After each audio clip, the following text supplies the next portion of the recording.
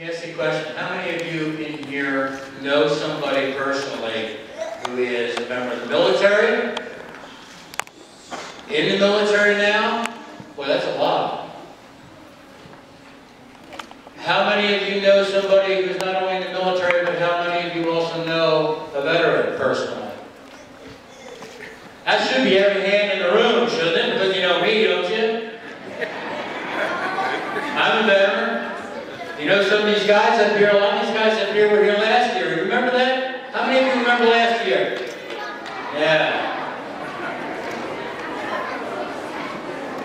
I remember last year too. I've never forgotten that. I still haven't done over. I'm here speaking not just for myself. My name is Lutz, and I'm the founder of the Warriors Watch Riders.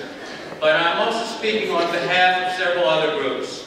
We have, for example, the Warriors Watch Riders sister organization is a Hero's Welcome, represented by Miss Maria Highland.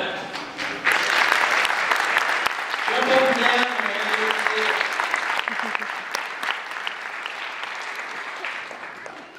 and we also have up here some very good friends of mine, and it's a motorcycle club with whom I have had the honor of working for several years now. Somebody whom we respect very much, the Buffalo Soldiers Motorcycle Club, guys.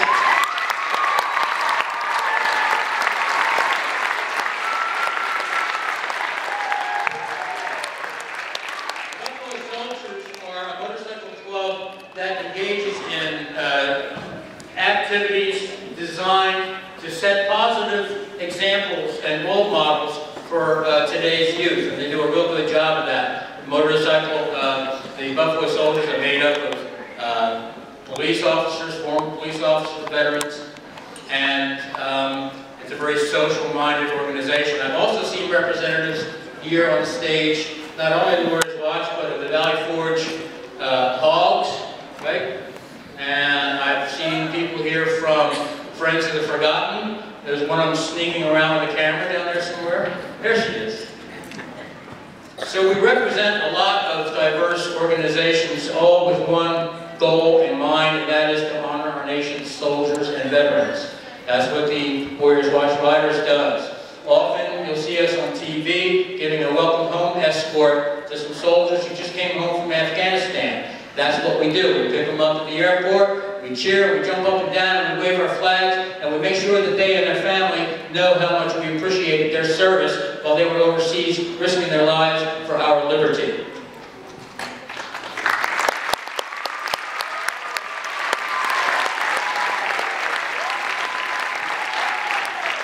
Since I'm here speaking for all these other groups, you could really just sit down and say that I'm doing my duty. That's all.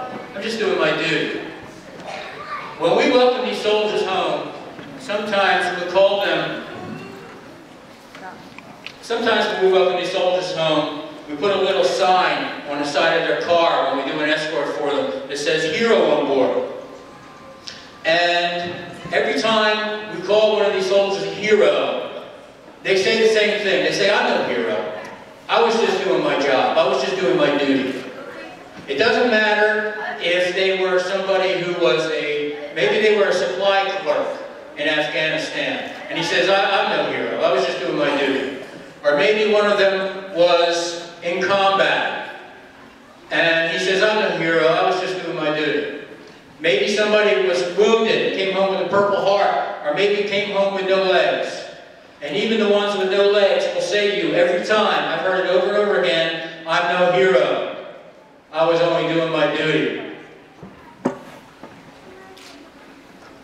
Every veteran on this stage, every military member, past and present, did his or her duty. When they joined the military, they raised their right hand and they took an oath to protect and defend the Constitution of the United States, regardless of what might happen. And they took that oath knowing what it might mean. They took that oath knowing that it could cause them and their families some pain. But they did their duty anyway. How many of you in here know a real hero? Wow. You know what? I don't doubt that for a minute. I don't doubt that for a minute, because to me, all those soldiers said to me, "I'm no hero." They say, "I was only doing my duty." To me, when you raise your right hand and you promise to do your duty, and then you keep that promise,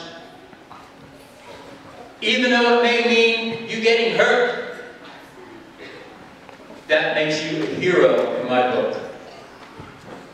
So in my book, every one of those soldiers we welcome home, every one of these veterans sitting on this stage, everyone who gave, risked, and offered his life in defense of freedom is a hero.